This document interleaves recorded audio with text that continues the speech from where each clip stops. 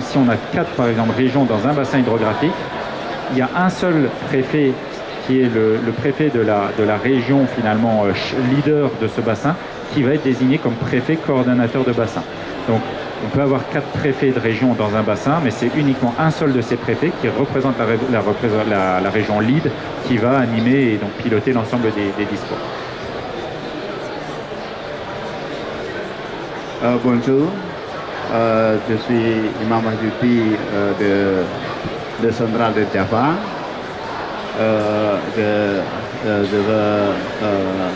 En Indonésie, on n'a pas de traitement l'eau sanitation.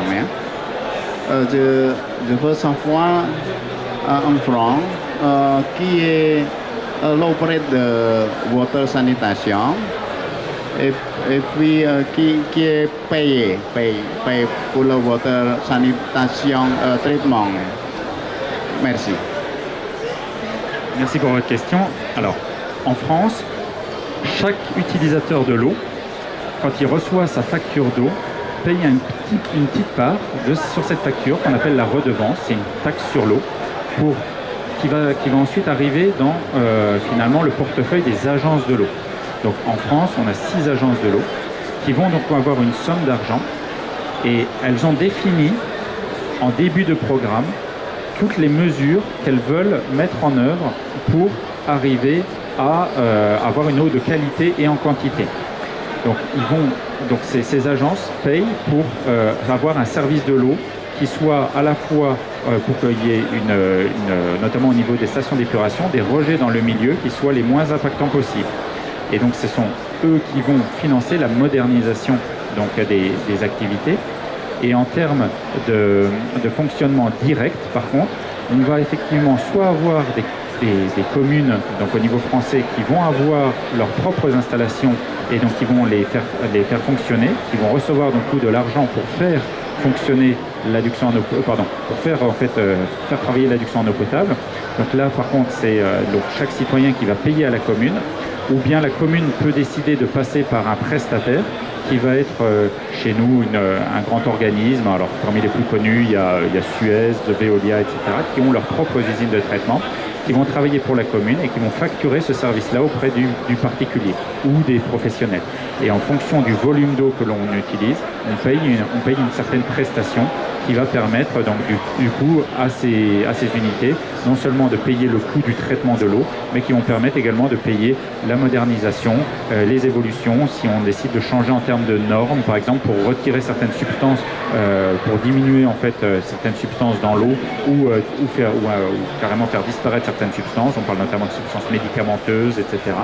Et donc c'est ça qui permet au système en fait d'être autogéré et autofinancé.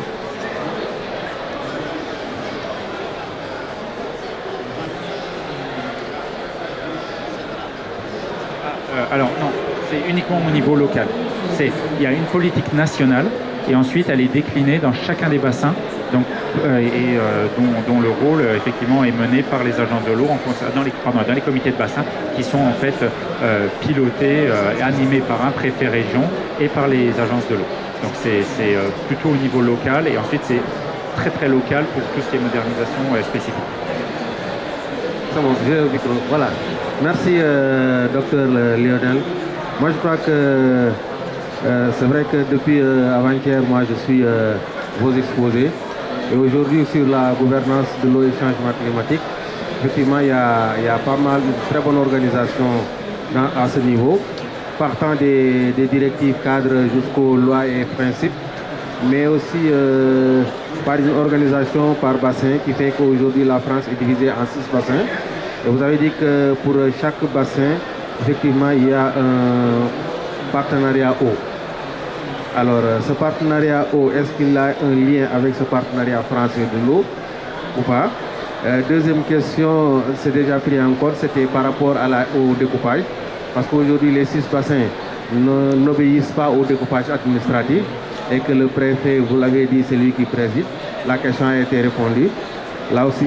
Et pour les comités locaux d'eau, et c'est ça où effectivement qu'on a une gouvernance assez territorialisée qui permet en tout cas aux collectivités locales de prendre en charge cette gouvernance. Mais vous avez dit qu'au niveau de ces comités locaux, il n'y a que 55% du territoire national qui sont couverts de ces comités locaux d'eau. Et qu'en est-il pour les 45 restants? Alors je vais commencer par la fin, très rapidement. Donc pour les comités locaux de l'eau, ce n'est pas uniquement des collectivités, c'est vraiment l'ensemble des acteurs. Donc on retrouve aussi bien des élus que du monde professionnel qui est implanté dans ces territoires. Donc plus que la collectivité locale, c'est l'échelle du territoire qui est importante. Effectivement, c'est des instances qui permettent la concertation. Donc sur ce graphique, vous avez vu qu'il manquait beaucoup de communes, de territoires dans l'est de la France, qui sont couverts par un autre système, qui sont les PTGE, donc c'est les programmes territorialisés de gestion de l'eau, qui sont en fait aussi des instances de gouvernance. C'est juste parce que là, on présentait la carte des territoires qui avaient des schémas d'aménagement et de gestion de l'eau. Donc, grosso modo, au niveau français, l'idée c'est qu'on accélère à travers le plan national justement que j'ai présenté il y a quelques jours, cette volonté de fédérer l'ensemble des acteurs dans des commissions locales pour essayer de parler, de maximiser en fait la discussion sur les intérêts locaux liés à la gestion de l'eau. Donc ça c'est le premier élément. Le deuxième élément de réponse, c'est sur les liens entre les bassins et les agences de l'eau. Les agences de l'eau ont un rôle de facilitateur. Ce sont les comités de bassin qui sont vraiment importants. Ils prennent des décisions propres à chacun des bassins, avec bien évidemment des lignes directrices qui sont communes à plusieurs bassins, puisque la gouvernance de l'eau est quand même portée au niveau national. Mais les comités de bassin ont la charge de décliner cette politique de l'eau au niveau de leur territoire, de leur comité, en fonction de leurs intérêts majeurs. Et donc, les agences de l'eau ont pour but un rôle de facilitateur. Et enfin, par rapport à votre première question, qui était de dire rappelez-moi la première question. Ah oui, le lien avec le partenariat. Alors, je parlais de partenariat au sens vraiment premier du terme, c'est-à-dire qu'ils organisent en fait une concertation avec l'ensemble des acteurs et ils organisent ils permettent d'interconnecter les gens les uns entre les autres. Le partenariat français pour l'eau peut effectivement travaille avec les agences de l'eau, mais c'est plus une instance supranationale. C'est par rapport aux agences de l'eau qui ont vraiment en fait les deux pieds ancrés au niveau de leur territoire et qui vont vraiment avoir la compréhension en fait des sujets de leur bassin, mais ils peuvent être portés effectivement à un échelon supranational à travers justement des lignes directrices ou une espèce de déclaration commune qui puisse fonctionner pour l'ensemble des bassins hydrographiques.